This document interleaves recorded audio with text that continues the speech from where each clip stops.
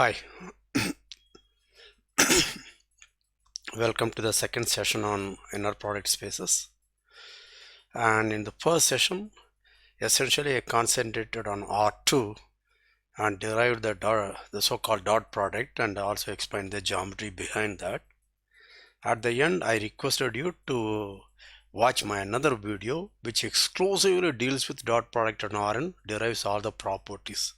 I hope you have done it because I'm not going to do it now. Okay, I'm going to go to abstract thing now.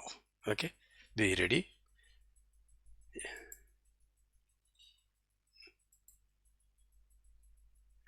Yeah, so this is inner product spaces 2, and the reference is my book on linear algebra, a geometric approach. You have the channel youtube.com/c for channel Kumar HCU.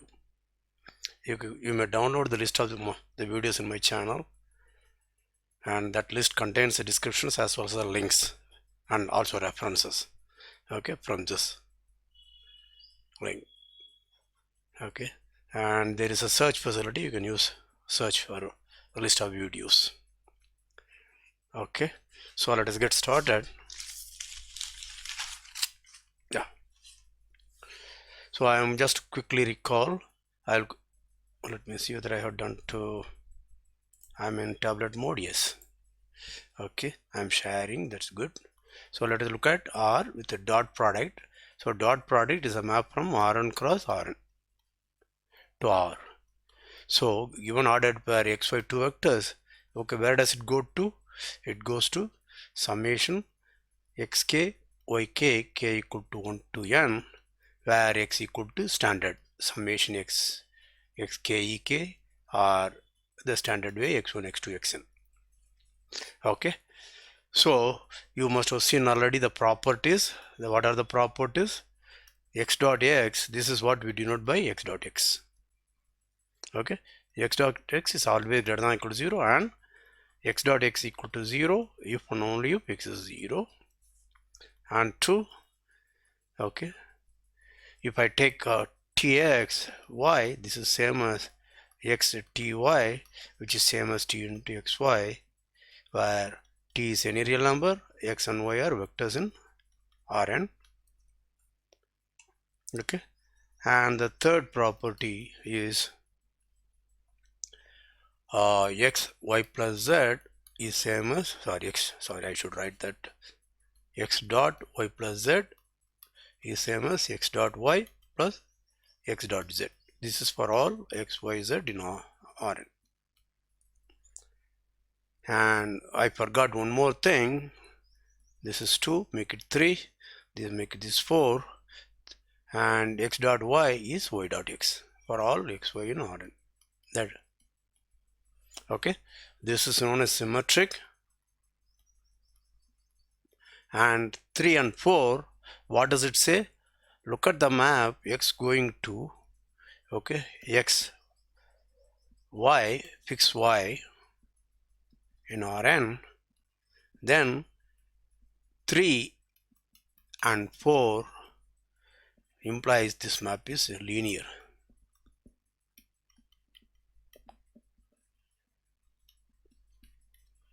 Right? Why?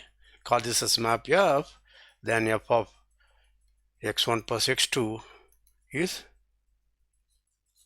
x dot y. Sorry.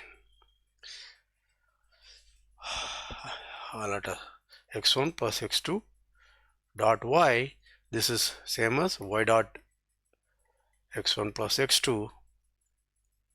Yeah, but using the 4, this means y dot x1 plus y dot x2, and using the symmetry, this x dot y, x1 dot y plus x2 dot y, which is x1 plus x2 dot y, etc. Okay, as I said, I should not be wasting my time, but anyway, once you start, it's difficult. Okay, and scalar also comes out, right? So what are the 4 properties? So let V be a vector space over R. That is a real vector space. I am not putting any condition, may be infinite dimensional. I don't restrict myself to finite dimensional as of now. Okay, so an inner product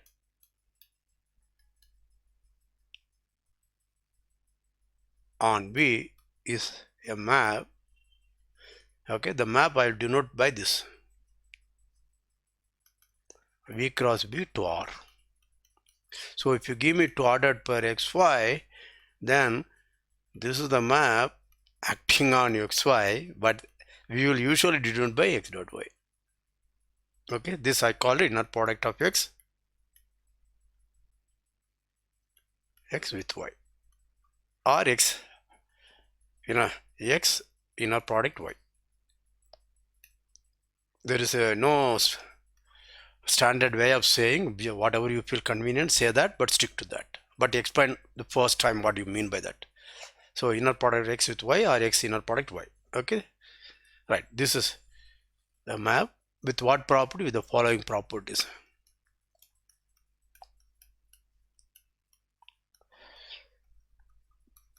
So what we do? We simply abstract whatever you wrote for dot product. The first thing is x dot x is 0. Here my x dot x I will replace by inner product xx is 0 for all x in B, and inner product xx is 0 if only if the vector x is 0. This is known as positive definiteness. These are all jargon of the inner product.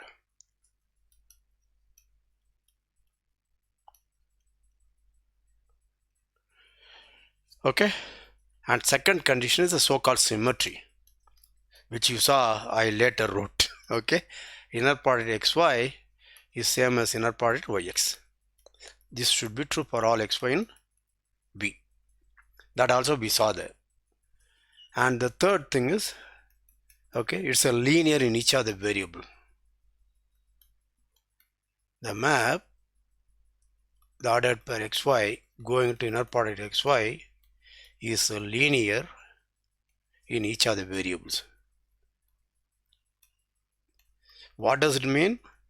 So you might have studied two variable calculus where we talk about partial derivatives. What you do there? You fix one argument f of xy, then fix x, look at the map, y going to f of xy. Maybe call x equal to x naught, then y going to f of x naught y naught. Then this is a function of one variable, therefore you can talk about the derivative, call it the partial derivative. Do you understand? Similar thing. What does it mean? That is, fix x naught in B, then y going to inner product x naught y. Okay, this is a map from where to where? B to R. This is linear. And similarly, fix y naught in B, then the map x going to x y naught. This is linear. Okay, what does it really mean? Let us go through quickly. That means that is, if I have x1, x2, y1, or let us say xyz in R in B, then you can look at x plus y inner product with z. Okay, this I say it is x inner product with z plus y inner product with z. And similarly, this one x inner product y plus z is x inner product with y and x inner product with z.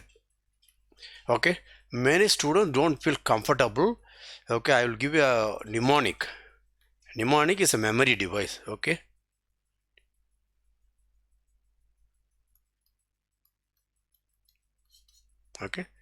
which aids your memory.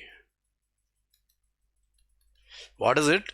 Think of this as x plus y, okay, into z.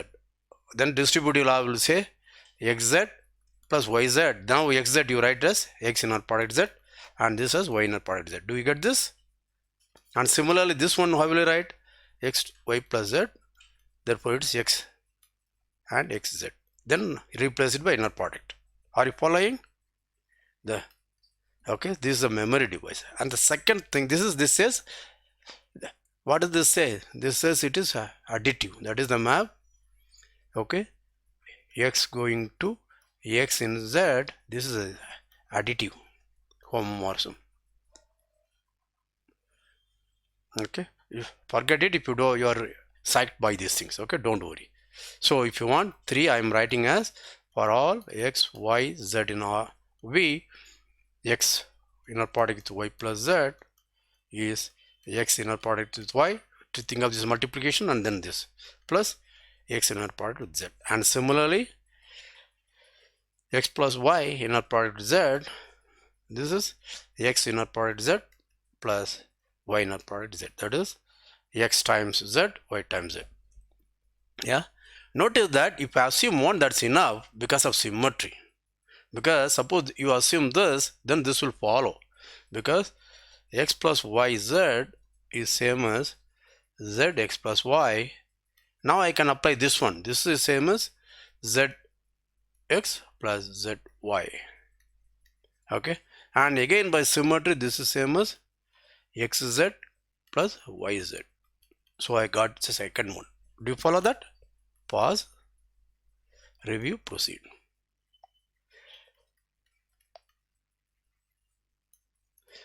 I am doing these things here so that I find many students have difficulty with inner product. Okay, they want to memorize, they have difficulty. That's why I gave you the memory aid. Think of this as some kind of distributive law, then you will be able to get it, right? And play with this kind of thing. Slowly you will know how to work with it. Later you will see I will be doing very fast. Okay, you may be a little confused, so please play with it, these things now itself. And the fourth one, okay, is scalar. Suppose t is a scalar and x and y are vectors in B, then what I can do? I can look at tx and look at the dot product with y, or I can look at x with ty. What we are saying is both are equal to t times inner product xy. That is right. T xy is same as t times xy, and similarly if I write x with ty, this is same as t times xy. Okay, you whatever you scalar you keep it, it comes out of the inner product, right? Okay, are you following? T comes out of the inner product. Keep that in mind. Okay, all these things we already verified in R. So this way, this 3 and 4 put together, 3 and 4 put together, of course along with commutativity if you want, that is of course along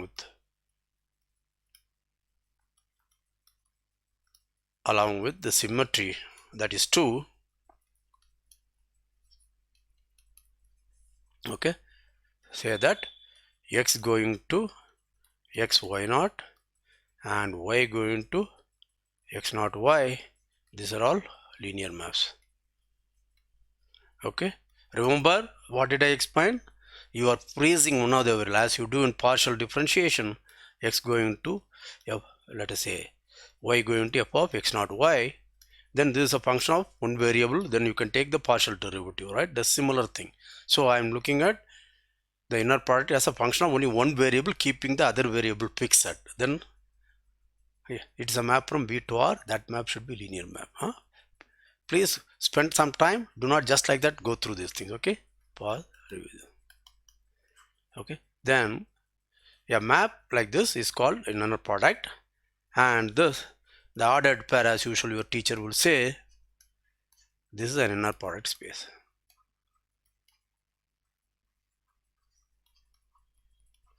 I call it IPS. Okay, not Indian Police Service. Yeah, you follow that? This ordered pair is called inner product spaces. So what are the examples? Let us look at some examples quickly. The first example is what I already did. B equal to Rn, and the inner product xy is the dot product. Okay, and in fact the inner product definition came out of the properties of the dot product. Therefore this is Rn with this is dot product is called Euclidean space. Okay, this is called the standard inner product or Euclidean inner product.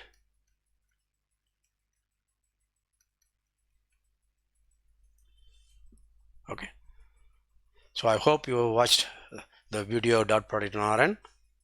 Right? Okay, now let's look at some non-trivial example. Okay, What should I do? Should I do functions or matrices? No, polynomials. Yeah. So let us look at Pn to be the vector space of real polynomials of degree less than or equal to n. You know this is a vector space. Its dimension is n plus 1. Yeah. Very good. Now what I do? Fix. Okay. C1, or let us call it even, yeah, C1 to Cn real numbers, n plus 1 real numbers, all are distinct.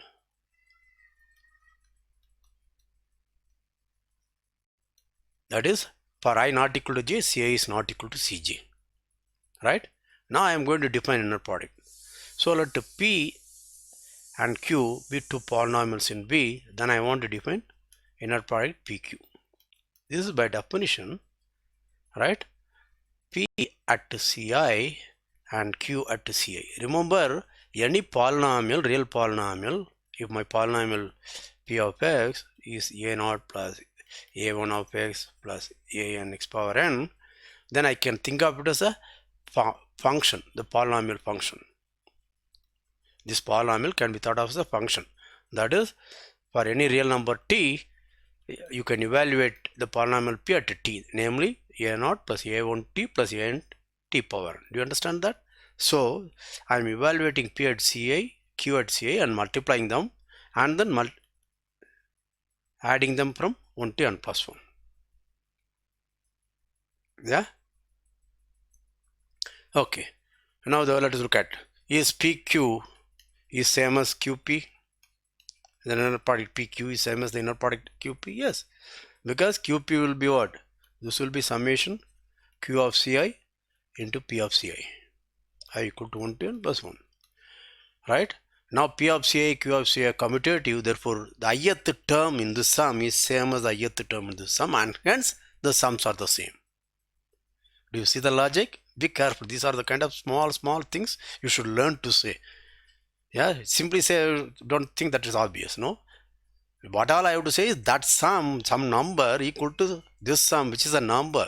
Am I doing that? No, because that sum, what I am doing, each sum and ith sum and the term P Ci Q Ci equal to the ith term in the next one, which is Q Ci P Ci. Therefore, the sums are the same. Yeah. Okay. I'm just attending to the weak students also, so that you should feel confident how to think mathematics. All right. Very good. Next thing, what I have to do? I have to say, suppose P is 0. Okay. Is this always greater than equal to 0? That is true, because this is P of Ci whole square. Now notice that P of Ci are real numbers.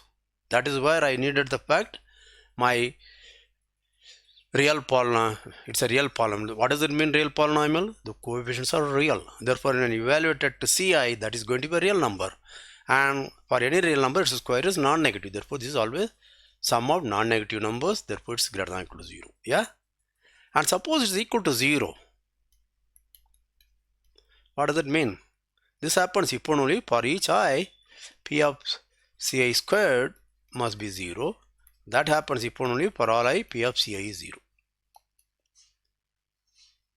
Right? Is that clear? But notice that how many i's are there? That is P of C1, P of C2, and P of Cn plus 1 equal to 0. Now where is P? P is in, I think I denoted by Pn, right? Polynomial, yeah. P, which is your Pn. What is the dimension? Okay, what is this? Therefore, degree of P is less than or equal to n. Right? But the polynomial has how many roots? C1 is a root, because P of C1 is 0, P of C2 is 0, P of Cn plus 1. Therefore, the polynomial P has n plus 1 roots. Okay, this one implies P has n plus 1 roots, or zeros, as algebraists would say. Right? But its degree is at most n. It may even be less than that. Right? So what is the conclusion? This implies P is 0. Yeah. Rest of the verifications are very easy. You will see again all the verifications now will follow from very easy fact. Okay.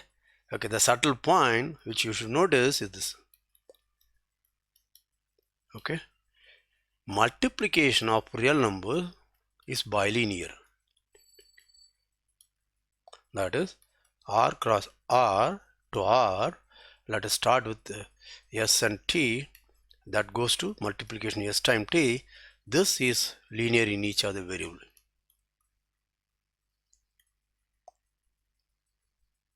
And multiplication has distributive property.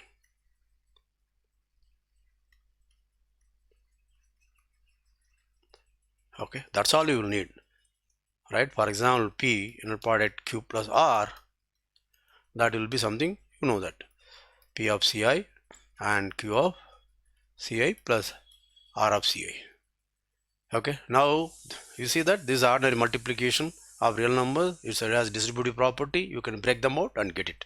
Okay, I don't want to go into that, but this is a subtle point. Instead of mechanically doing, you should understand what we are doing, what is really involved. That is why, do you remember when I introduced the property 3 and 4, what did I say? Think of it as like distributive property of multiplication. Yeah, yeah. So pause, review, proceed. Okay, now let's look at a third example. Okay, third example is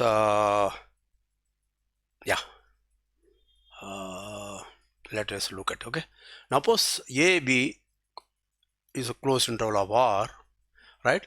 And let B be continuous functions on AB. This is set of all real valued continuous functions on AB, of course. Yeah. Now I want to define an inner product.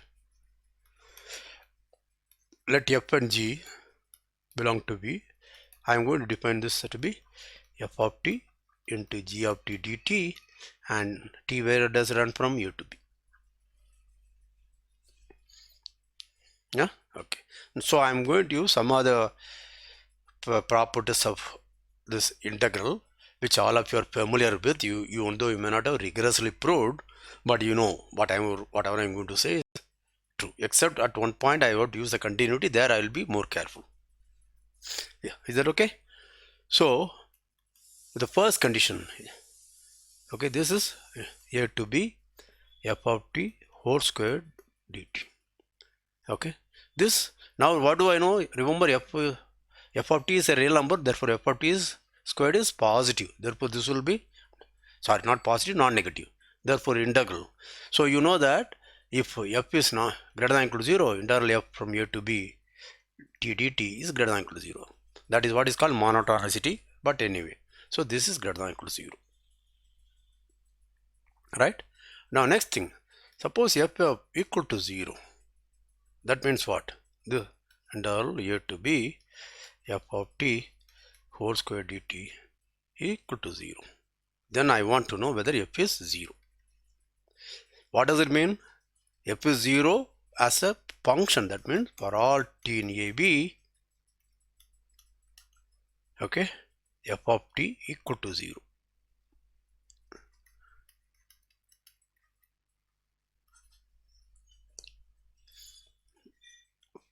For all t in AB, I have to show that. Yeah, this is where we need continuity. Suppose false.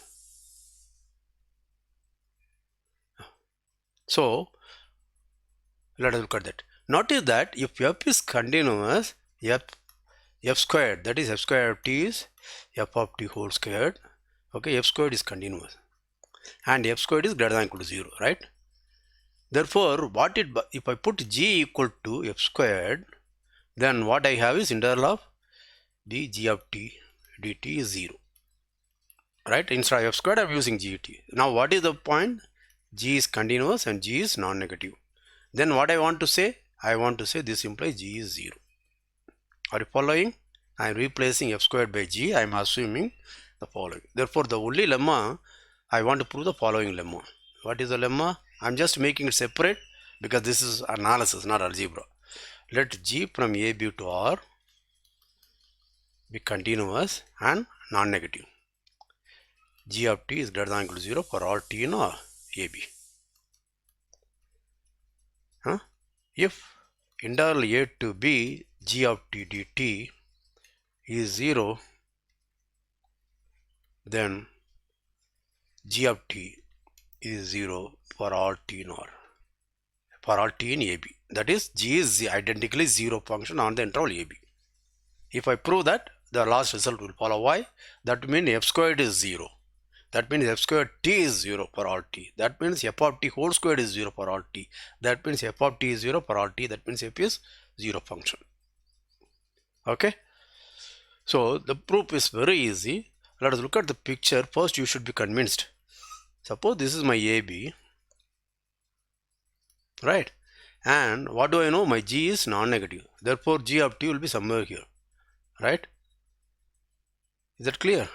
Now suppose there exists some point, call it a C, okay, in AB. C may be A, C may be B. Those cases I will deal separately. Let me assume C lies in the interval, open interval AB, okay. And at this point, okay, let us assume my f of C is positive, right? Then what do I know? Since, sorry, G is positive, right? Now G is continuous at C, therefore I know, let us look at, so let me again draw a picture so that, see, these are the things one should learn. G of C, and this is your 0. Therefore if I take G of C by 2, let me take epsilon equal to G of C by 2, this is positive. Then what do I know? By continuity of G at C, there exists a delta positive, so that this is my C, that's that C minus delta to C plus delta. This is contained in the interval AB, and for every x here, okay, my gx should lie in the interval gc by 2, 3cc by 2, right? Gc, this will be gc plus gc by 2, that is epsilon. Is that clear?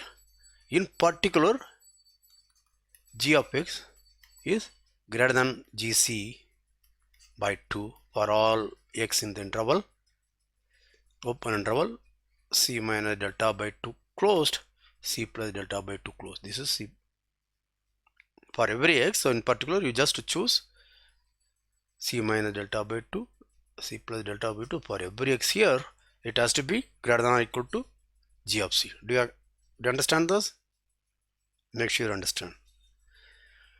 Now let's look at, now interval a to b g of x dx, I can split it as interval a to c minus delta by 2 g of x dx or g of t dt, and c minus delta by 2 to c plus delta by 2 g of x dx plus c plus delta by 2 to b g of x dx, right? Now g of x is always greater than or equal to 0, therefore this term will be greater than or equal to 0, this term will be greater than or equal to 0. But on the interval c minus delta to c plus delta by 2 and g of x, on the interval c minus delta by 2, c plus delta by 2, for all x, what do I know? Gx is greater than gc by 2. Therefore this integral will be strictly greater than gc by 2 and the length of the interval. Length of the interval is delta, which is positive. You understand that?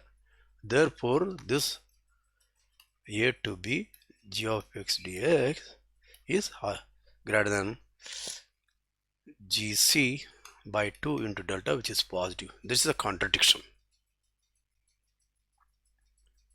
Yeah, if you are very weak in analysis, I request you to go back to my videos on continuity where epsilon delta definitions are dealt with. Please understand. Yeah, but look at this, the picture should already told you here. So this is gc, this is where, right? Now let us assume this is gc by 2, right? So at least in some neighborhood, this has to be greater than or equal to this. After that only it will come down. It may be anything. Okay. After that it may come down. I don't care. But it's always greater than or equal to 0. Therefore here the area contained in this will at least be this area. The length of this interval is delta by 2 or delta, sorry. And this height is GC by 2. Therefore this rectangle will be contained in the area under the curve. Therefore that's what we are proving. Yeah. Okay. Was it bit too much? You are expecting linear algebra. I am teaching analysis. Yeah. So pause, review, proceed.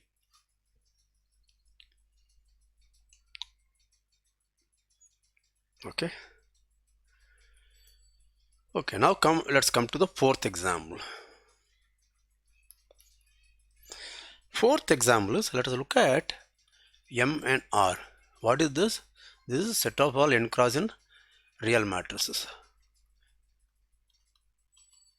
You know this is a vector space, and you know the dimension of this space is n squared. All these things we know, right? I am going to define an inner product on this space, okay, using various concepts related to the matrix. You understand that? But there is a surprise at the end. Okay, so I am going to define, start with A and B, two matrices. Then I want to define inner product AB. What is this by definition? This by definition is, I hope all of you know what is meant by A star or A transpose. For real matrix, it's a transpose. This is a transpose. Okay, therefore if A equal to Aij, if A is Aij, what is the ijth entry of A transpose? This is Ji. This is my notation, right? For any matrix, when I write Aij, this means ijth entry, right? Therefore, what is the ijth entry of A transpose or A star? That is nothing other than Aj. Jith entry of the original A, right? So using that, I am going to define AB is, first notice that I want to take B star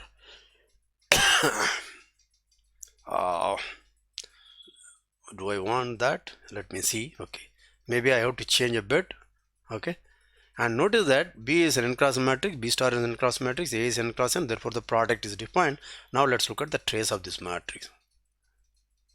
Okay, let's again look at, if A is a matrix Aij, what is the trace? Trace is the sum of diagonal entries.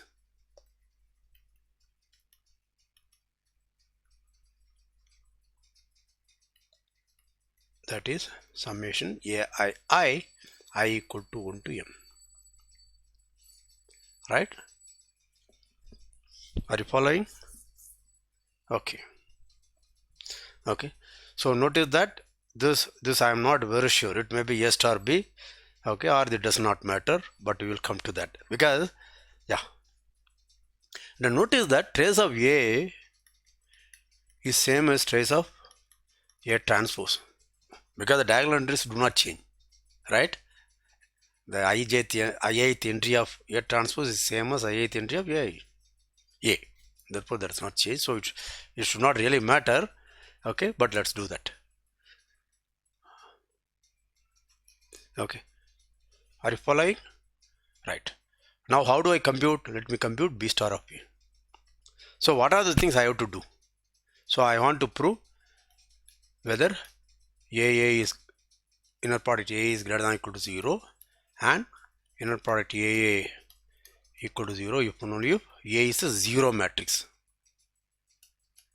and inner product AB is symmetric, that is inner product BA, and so on. All those things are easy now. The only thing is this one, as usual. Most often you will see this is the one I have to do very carefully. Yeah, that reminds me, I forgot to check other properties of the inner product here, but they are all very easy. Yeah, what are the other properties I have to check? Inner product of F G plus H. This is inner product of f of t into g plus ht. Okay, let me write it, g plus ht times dt. But how do I add functions here? A to b f of t times g of t plus h of t dt. But that is same as a to b f of t g of t plus f of t h of t dt. But integral is additive. Integral f plus g is integral f plus integral g. Therefore, it is integral a to b f of t g of t plus integral a to b f of t h of t. But that is nothing other than inner product fg with plus inner product fh, etc., etc. Am I going fast? That is why I asked you to go through Rn very specifically, because you will see the same kind of argument. Okay, please check the other properties. Everywhere you will see again our multiplication is distributive in real numbers, etc., will play a role. Anyway, right, this is what I have to check now. Right, now let's look at what is the ijth entry of this. This is bji, right? Therefore, what do I want? Now let us look at two matrices. I want ith entry. Therefore, what is the ith entry? Because this is what I have to sum to get the trace, right? What is the ith entry? To get ith entry, what do you think I should do? I look at b star and its ikth entry, and then take kith entry of a with ki and sum it over k. Are you following? If you look at, if you don't like this notation, this is b star ik, right, and aik. This is the ikth entry, right? But what is b star ik? This is b of ki, right? Therefore, this is nothing other than summation b of ki a of ik.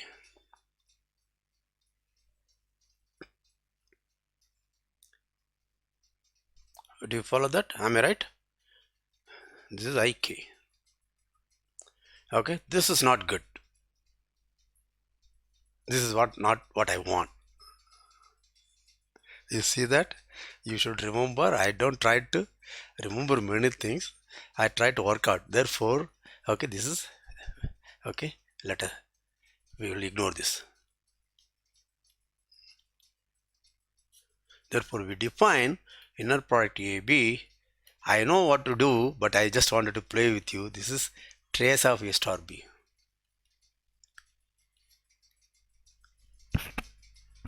Right? Therefore, what is the A star B ith entry? This is ith, okay, ikth entry of A star, and then kith entry of this, and k has to be summed. But this fellow is nothing other than aki bki. Do you see the beauty? That is why, whereas earlier it didn't come that way. You see that? Compare this and compare this. Do you follow that? Okay. Therefore, what is inner product IAB? This is trace of A star B, but that is trace of A star B, the ith entry. Therefore, I have to sum it over I also. Of the ith entry, this is A ki B ki. Okay, if you want, you can use a double summation I and k running from 1 to n of A. Now it does not matter which way, which is k, which is I, etc. Aij, Bij. It does not matter, because k is allowed to vary, j is allowed to vary. Are you following? Okay, don't worry about this. I and j is not the same as, okay. K is allowed to vary, j is allowed to, I is allowed to vary. Therefore, I can write it. If you want, I can simply say Aik, Bik also. Are you following this? Okay. Now this shows that inner product AB is same as the inner product BA. For BA, what will I have? I'll have Ij 1 to n, I will have bij, aij, but the ijth term here and ijth term here, they are equal, and therefore their sum are equal. That sum is the trace of a star b and trace of b star a. Therefore this happens. Okay, pause, review, proceed. Yeah. Okay, what is the next one? So I have to prove, suppose inner product AA is 0. That means trace of A star A is 0. What does that mean? That means, let us look at, so this is same as Aij, therefore this is Inj, Aij whole squared is 0. Okay, if you still don't like it, make it j equal to 1 to n, I equal to 1 to n, okay, Aij squared. Okay, notice that Aij's are real number, therefore this is greater than or equal to 0. So this is a sum of non-negative numbers, it's 0. That means each, fix an I, so fix an I, Aj squared is 0. For all j, fix I. Right, now I also can vary. Are you following? Yeah, if you don't like, you can also write it as a11 squared, a12 squared plus a1n squared plus a21 squared plus a2n squared plus an1 squared plus an squared.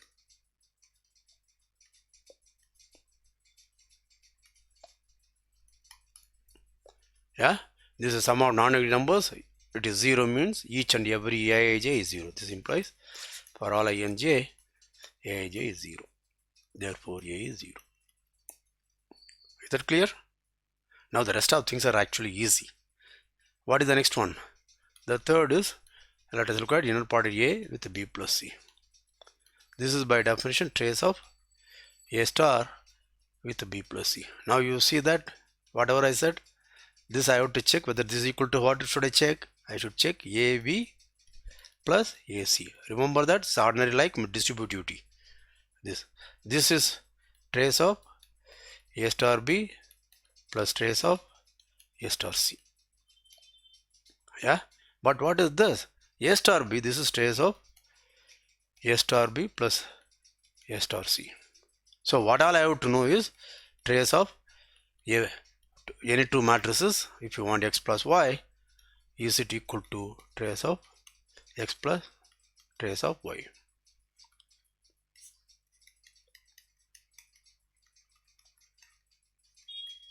That is clear because this is summation ith entry and this is summation ith entry, whereas this ith entry will be xii plus yii. Therefore this summation equal to that summation. That's obvious. Are you following? Yes. Okay, and the last one is also easy. Okay, suppose alpha is a real scalar, then I have to say inner product alpha a b, that is trace of alpha a star b, but alpha a star is same as alpha a star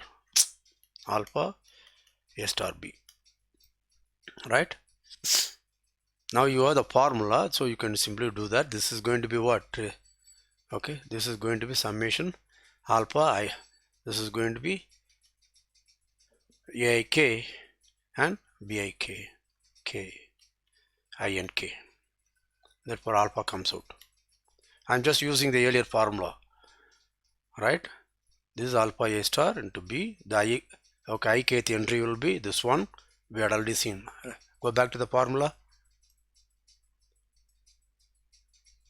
The trace is going to be aij bij. Take ijth entry and you have to keep adding, right? So ijth entry of this is, if you want ij, aij, bij. Now distributivity comes over, alpha comes out. Therefore this summation aij, bij, summation over inj, but this is nothing than alpha trace a star b. That is alpha inner product ab. Yeah. So pause, review, proceed. See, I'm going through all these things fast, so because you should feel comfortable, you should not feel mesmerized. Okay, you should say, okay, I can do it myself, I don't need this. Okay, that's idea. Is that all right? Okay, let me just check how much time I still have. I seem to have only 4 minutes, so it may be a good time to wind up, but let's quickly go through one thing. First, notice that if I have m and r, okay, you have a linear isomorphism with Rn squared. Suppose I take a equal to aij, I can write it as spread it as the first row coordinates and second row coordinates and last nth row coordinate. This is a linear isomorphism. All of you should know this, right? Therefore, what I have done is I simply transferred the structure to this, right? So call this as the vector, okay? Call this as vector A. This is the vector A which is an Rn squared, right? Therefore, what will be B? B will be the vector B11 etc. Bnn. Call this vector B. Now, what is the inner product of AB? That is trace of A star B. But we know that is nothing other than Aij Bij summation over Ing 1 to n.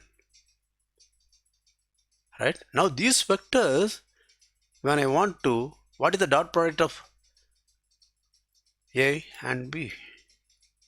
This is nothing other than, let me do it slowly for you, A11 B11 and A12 B12 plus A1n B1n and so on, plus and plus AN1 BN1 plus ANN BNN, but this is nothing other than summation Aij Bij Ing running from 1 to n.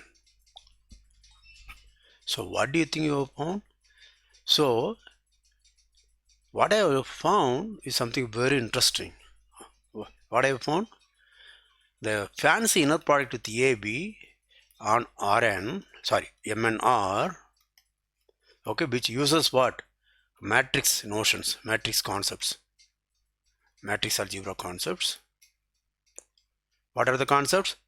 Product of matrices, transpose of matrix, and trace of a matrix, right? Take the transpose first, multiply by B, and then take the trace, right?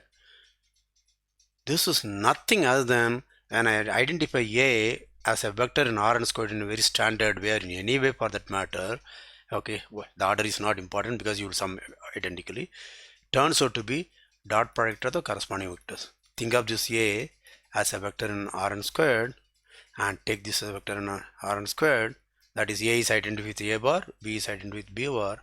This is the ordinary dot product. Yeah, you may wonder, then why should I waste my time in learning these things? Why can't I simply say identify capital A to the vector A, A11, A1n, AN1, ANN, and etc. then do the dot product. Remember, whenever there is a structure on the vector space, separate structure, it is worth doing, because let T be an orthogonal matrix. What does it mean? T star is T star T. This is the reason why I didn't want TT. This is identity matrix, right? Right. Now let us start the A and B. Now let me multiply by TA and TB. Okay, I want to know what is the inner product of TA with the TB. This by definition is trace of TA star with the TB. Is that clear? But this is, what is TA star? This you again know, A star T star, and this times TB. Now matrix product is associative etc. Therefore it is a trace of A star T star T B. But what is T star B? Trace of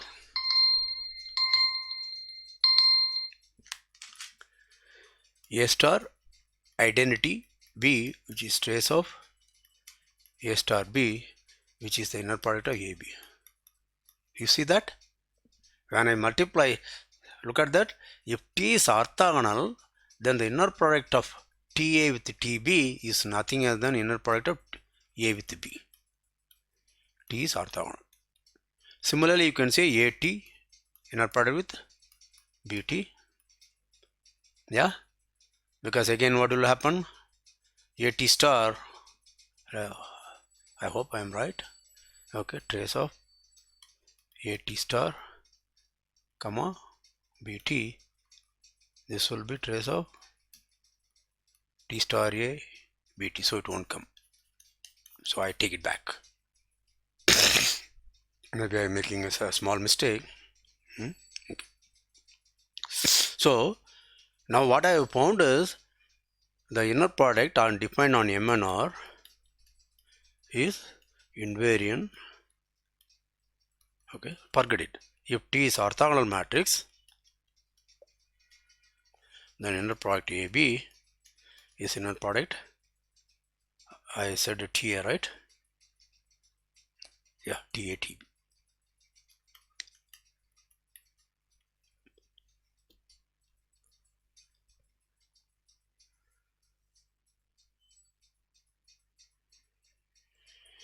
And yeah, even the other one is true. Suppose I multiply by this by this is, yeah, on the right, inner product AT with inner product BT.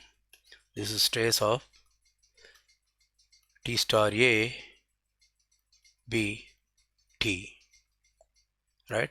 But remember, T star T is identity, therefore T star is nothing other than T inverse. Therefore this is trace of T inverse AB T. But okay, this, okay, I hope you know trace is, okay, invariant under conjugation. That is, let me just say, if T is MNR invertible and A is an MNR, this you can check trace of T A T inverse or T inverse A T. This is same as trace of A. Conjugacy invariant. Therefore this will be again trace of AB. This is inner product AB. Okay, this fact, okay, please check. So we are given